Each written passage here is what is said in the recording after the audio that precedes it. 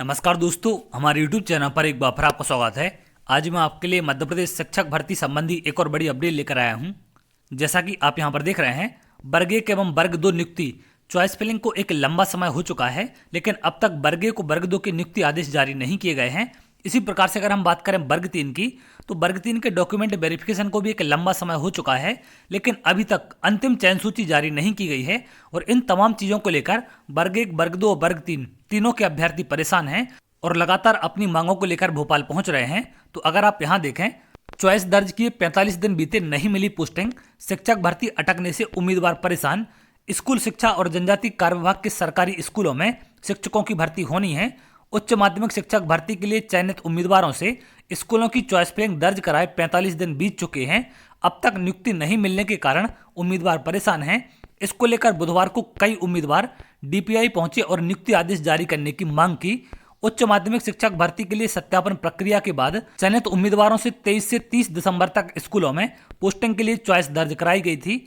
उच्च माध्यमिक शिक्षक के 2750 पदों पर भर्ती होनी है।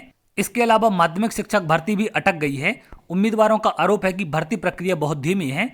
दोनों के विभागों की संयुक्त काउंसलिंग के माध्यम से माध्यमिक शिक्षक के 6539 पदों पर भर्ती होनी है। इसके साथ साथ अगर हम बात करें प्राथमिक शिक्षक की, प्राथमिक शिक्षक के लिए भी इंतजार में उम्मीदवार। इधर प्राथमिक शिक्षकों के सत्यापन की प्रक्रिया हुए 1 महीना पूरा होने को है। अब यह उम्मीदवार चॉइस फिलिंग का इंतजार कर रहे हैं। प्राथमिक शिक्षक के 18,527 पदों पर भर्ती होनी है। डीपीआई द्वारा अब तक पात्र और अपात्र उम्मीदवारों की लिस्ट भी जारी नहीं की गई है। आगे इसमें देखें आप, पद वृद्धि की मांग। पात्रता परीक्षा में क्वालिफाई उम्मीदवारों की संख्या में पदों की संख्या कम होने से भी उम्मीदवार निराश हैं। इनका कहना है कि तीनों वर्ग के शिक्षकों की भर्ती के लिए पदों में बढ़ोतरी की जानी चाहिए थी। इसके लिए शिक्षक पात्रता परीक्षा उत्तीर्ण अभ्यर्थी संघ द्वारा पिछले दिनों स्कूल शिक्षा मंत्री को ज्ञापन सौंपा गया। तो इन तीनों को लेकर पदवृद्धि की भी मांग की जा रही है। वर्ग 1, वर्ग 2, वर्ग 3 तीनों के लिए लगातार अभ्यर्थी भोपाल पहुंच रहे हैं। शिक्षा मंत्री और डीपीआई विभाग के सामने प्रदर्शन करके अभ्यर्थी अपनी मांगों को रख रहे हैं।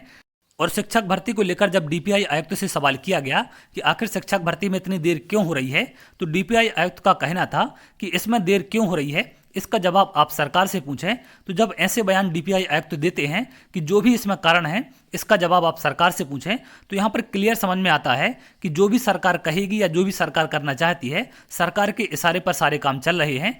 क्योंकि अगर यहाँ पर विभाग को कोई जानकारी होती तो इसका जवाब डीपीआई आयुक्त को देना चाहिए था, लेकिन उन्होंने सीधा कहा है कि जो भी इसके बारे में आप जानकारी चाहते हैं कि इसमें देर क्यों हो रही है, अब तक भर्ती क्यों नहीं आगे बढ़ रही, इसका जवाब आप सरकार से मांगें। तो कहीं ना कहीं विभाग भी सरकार के दबाव में काम कर रहा है, जो कि एक बहुत गलत है। सरकार को अलग अपना काम करना चाहिए और विभाग को निष्पक्ष तरीके से अपना काम करना चाहिए, जिससे सारी समस्याओं को सुना जा सके और जो भी भर्ती प्रक्रिया है उनको तय समय पर पूर्ण किया जाए।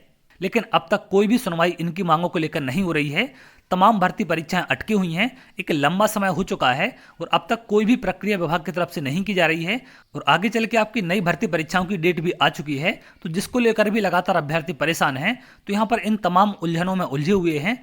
तो चलिए देखते हैं आगे कब तक अपडेट निकल कर सामने आती है। तो अगर आप ऐसी जानकारी चाहते हैं तो हमारे चैनल के साथ जुड़ सकते हैं, जिससे और भी इंपॉर्टेंट अपडेट आपको मिल सके। तो बहुत जल्द अगली वीडियो मिलेंगे, तब तक के लिए बहुत बहुत धन्यवाद।